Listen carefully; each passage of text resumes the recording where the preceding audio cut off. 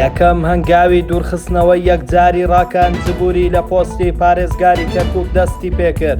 پارتی و یەکێتی بڕیە و هاوکاریە کەمدەکەنەوە کە ئەمریکا بۆ پێشمەرگە تەرخانی کردووە. زانیاری نوێ لەبارەی موچەی خانە نشینان و فەرمانبەران لە بەغداوە ئاشكرا دەکرێت.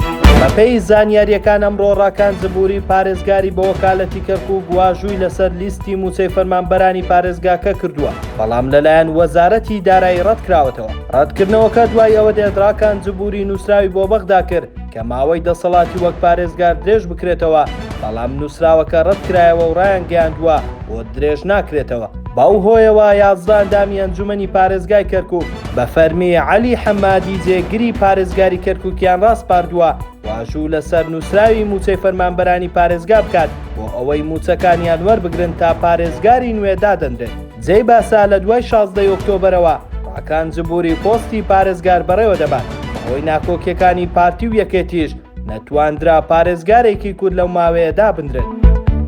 لا دوێنێەوە دەستکراوە بە دابشکردنی هاوکاریەکانی ئەمریکا بۆ سەر هێزەکانی پێشمەرگەی سەر بە وەزارەتی پێشمەرگە، بەڵام ئەوەی بووەتە جێی سەرنج لە مانگی ڕابردووە ئەو بڕێکە دابشکرا بوو 432,000 دینار بووە، بەڵام لەم مانگە بەبێ هیچ ڕوونکردنەوەیەک ڕێژەکە بۆ 380,000 دینار دابەزیوە. تاوەکو ئێستاش لەبارەی کەمکردنەوەی ئەو بڕەپارەیە بە فەرمی هیچ زانیاریەک بڵاو نەکراوەتەوە. جێی باسا ئەم پێدانی هاوکاریە لە چوارچێوەی ئەو 20 میلیارد دینارەیە کە مانگانە ئەمریکا بۆ هاوکاری وەزارەتی پێشمەرگە تەرخانی دەکات.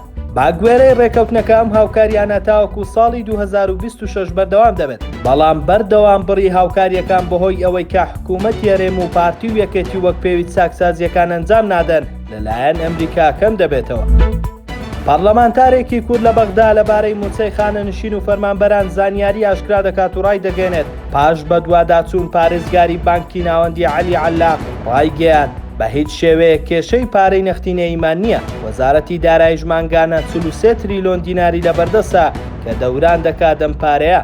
سۆران عومەر لەسەر دواکەوتنی موچەی مانگی تەمووز زانیاری ئاشكرا دەکات و بەدەنگی ئەمریکای وتووە هۆکاری دواکەوتنی موچەی موچەخۆرانی هەرێم بۆ مانگی 7 دەگەڕێتەوە بۆ هاوتاکردنی موچەی خانە نشینانی هەرێم لەگەڵ بەغدا و ناردنی ناو زانیاری تەواوی هێزانیەکانی هەرێم بۆ یەکەم جار بۆ وەزارەتی دارایی عێراق. بۆیە پرۆسەی وردبینی لەو دوو لیستە دیارنیە چەندی پێدەچێت و بەغدا ڕەزامەند دەبێت بە ناردنی موچەی خانە نشینی هەرێم بە هاوتاکراوی لەگەڵ خانە نشینی بەغدا یاخود نا.